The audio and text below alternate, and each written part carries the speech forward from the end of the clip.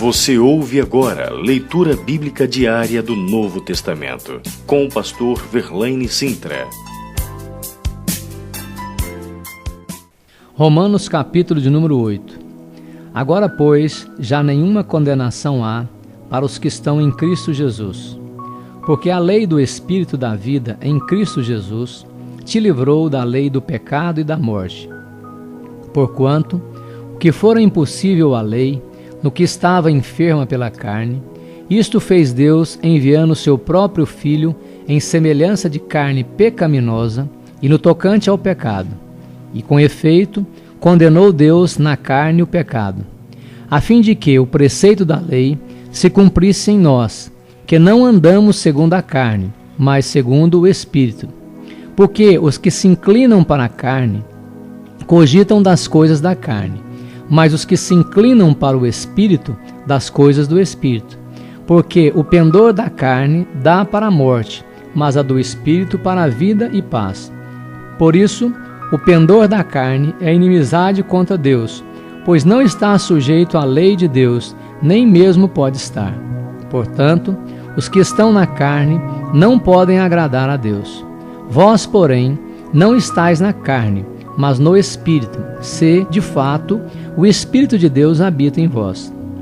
E se alguém não tem o Espírito de Cristo, esse tal não é dele. Se, porém, Cristo está em vós, o corpo, na verdade, está morto por causa do pecado, mas o Espírito é vida, por causa da justiça. Se habita em vós o Espírito daquele que ressuscitou a Jesus dentre os mortos, esse mesmo que ressuscitou a Cristo Jesus dentre os mortos, vivificará também o vosso corpo mortal, por meio do seu Espírito que em vós habita. Assim, pois, irmãos, somos devedores, não à carne, como se constrangidos a viver segundo a carne. Porque, se viverdes segundo a carne, caminhais para a morte. Mas, se pelo Espírito mortificardes os feitos do corpo, certamente vivereis.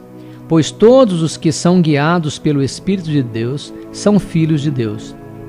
Porque não recebeste o espírito de escravidão, para viverdes outra vez atemorizados, mas recebestes o espírito de adoção, baseados na qual clamamos Abba, Pai. O próprio Espírito testifica com o nosso espírito que somos filhos de Deus. Ora, se somos filhos, somos também herdeiros, herdeiros de Deus e co-herdeiros com Cristo. Se com ele sofremos, também com ele seremos glorificados. Porque para mim, tenho por certo que os sofrimentos do tempo presente não podem ser comparados com a glória a ser revelada em nós. A ardente expectativa da criação aguarda a revelação dos filhos de Deus, pois a criação está sujeita à vaidade, não voluntariamente, mas por causa daquele que a sujeitou, na esperança de que a própria criação será redimida do cativeiro da corrupção, para a liberdade da glória dos filhos de Deus. Porque sabemos que toda a criação, a um só tempo, geme e suporta angústias até agora. E não somente ela, mas também nós que temos as primícias do Espírito, igualmente gememos em nosso íntimo, aguardando a adoção de filhos, a redenção do corpo, porque na esperança fomos salvos. Ora, esperança que se vê não é esperança, pois o que alguém vê, como o espera? Mas se esperamos o que não vemos, com paciência o aguardamos. Também o Espírito, semelhantemente, nos assiste em nossa fraqueza, porque não sabemos orar como convém, mas o mesmo Espírito intercede por nós, sobremaneira, com gemidos inexprimíveis. E aquele que sonda os corações sabe qual é a mente do Espírito, porque segundo a vontade de Deus é que ele intercede pelos santos. Sabemos que todas as coisas cooperam para o bem daqueles que amam a Deus, daqueles que são chamados segundo o seu propósito. Porquanto, aos que de antemão conheceu, também os predestinou para serem conforme a imagem do seu Filho, a fim de que ele seja o primogênito entre muitos irmãos. E aos que predestinou, a estes também chamou. E aos que chamou, a estes também justificou.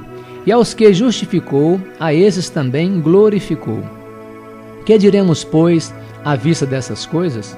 Se Deus é por nós, quem será contra nós? Aquele que não poupou seu próprio filho, antes por todos nós o entregou, porventura não nos dará graciosamente com ele todas as coisas? Quem tentará acusação contra os eleitos de Deus? É Deus quem os justifica. Quem os condenará? É Cristo Jesus que morreu, ou, antes que ressuscitou, o qual está à direita de Deus, também intercede por nós. Quem nos separará do amor de Cristo? Será a tribulação, ou angústia, ou perseguição, ou fome, ou nudez, ou perigo, ou espada? Como está escrito: por amor de ti somos entregues à morte o dia todo. Fomos considerados como ovelhas para o matadouro. Em todas essas coisas, porém, somos mais que vencedores por meio daquele que nos amou. Porque estou bem certo de que nem a morte, nem a vida, nem os anjos, nem os principados, nem as coisas do presente, nem do porvir, nem os poderes, nem a altura, nem a profundidade, nem qualquer outra criatura poderá separar-nos do amor de Deus que está em Cristo Jesus, nosso Senhor. Você ouviu Leitura Bíblica Diária do Novo Testamento, com o pastor Verlaine Sintra.